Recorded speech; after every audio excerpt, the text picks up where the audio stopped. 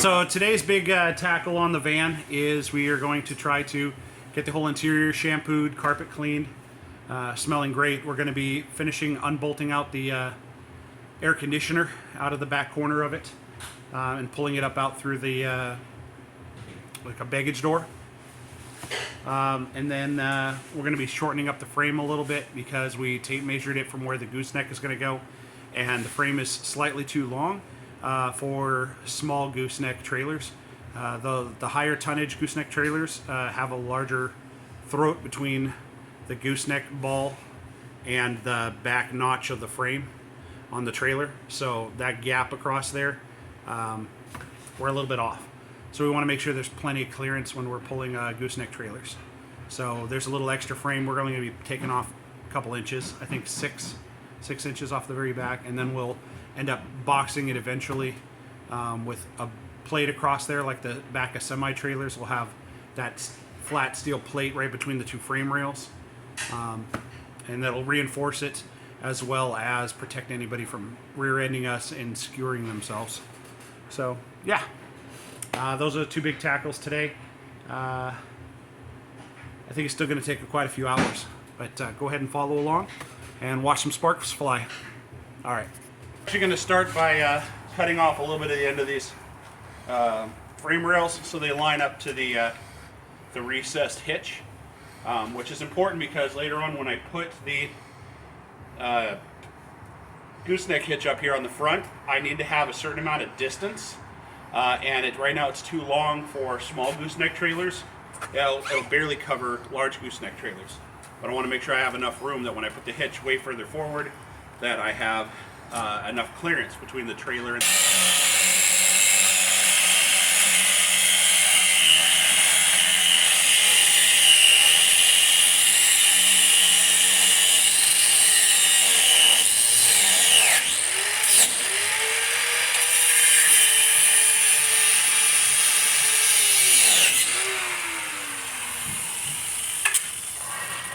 that was a gas tank.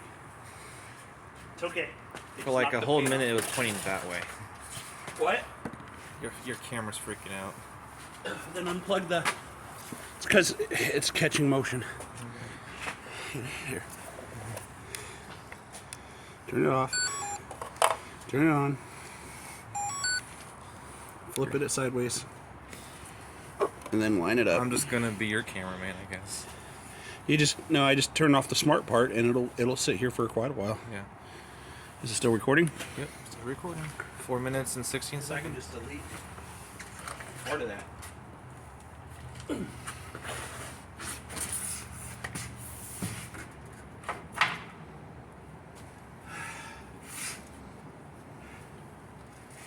see, figure out which way we gotta go on this.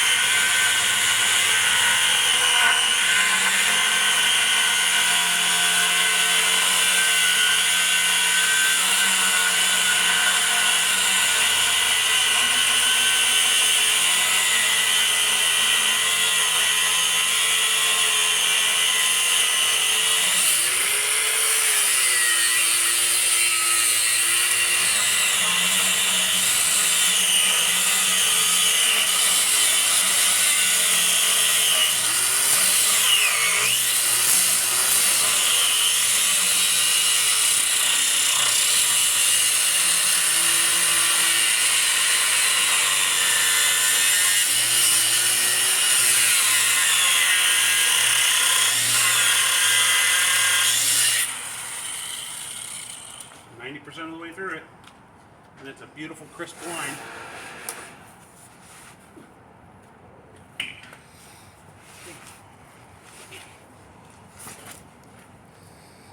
Sucks being old.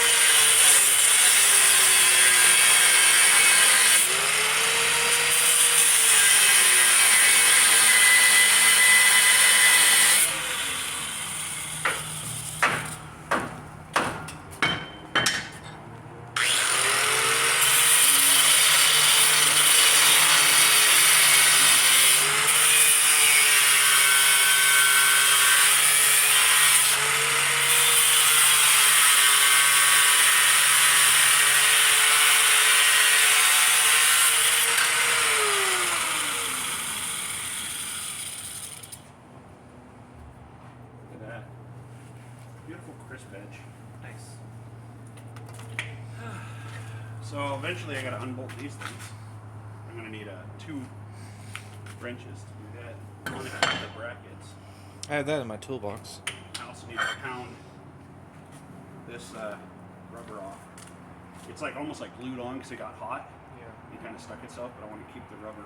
I've got the other parts of them over there, so I can drill a hole and mount rubber grommets wherever I want. Alright, it's time to start the other side. Yeah, that looks almost flush with the frame, or with the mount. It'll be easy to lay some steel across there. We can still make a bumper out of that. Oh yeah.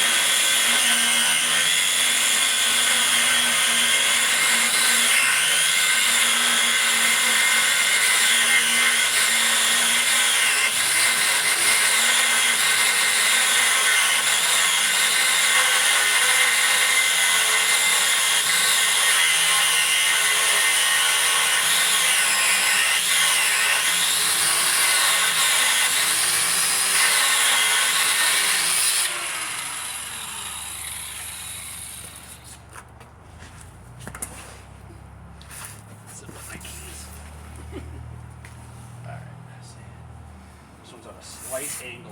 That is close enough for putting a bracket on there.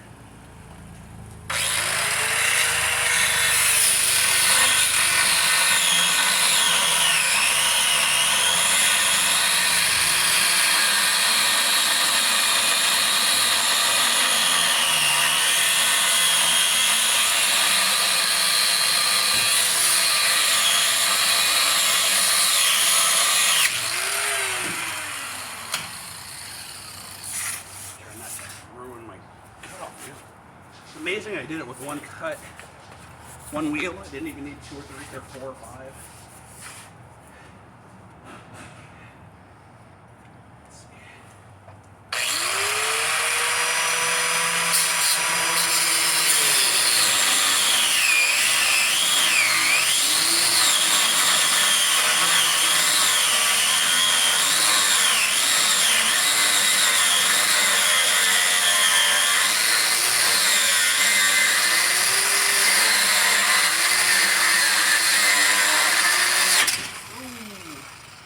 That's because I was cutting from the underside, and then it likes to pinch the blade. Yeah.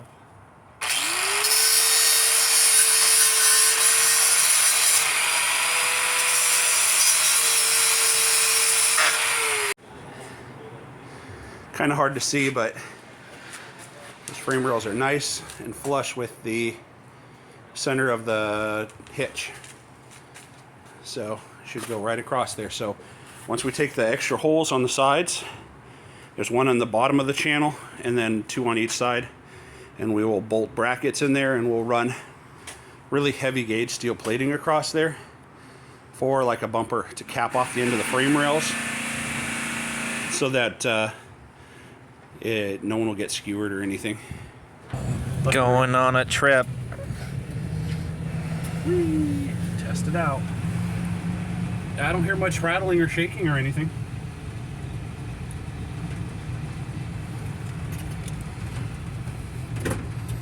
Oh, the door just popped open on the side. Uh-oh. It's okay. We'll click that shut when we stop at the van real quick. I'm going to get the memory cards that I got for the dash cam system. Yeah, see how it clears itself up? Look how clear that thing is now. That's Nice we're little all around. super easy to see behind me and next to me.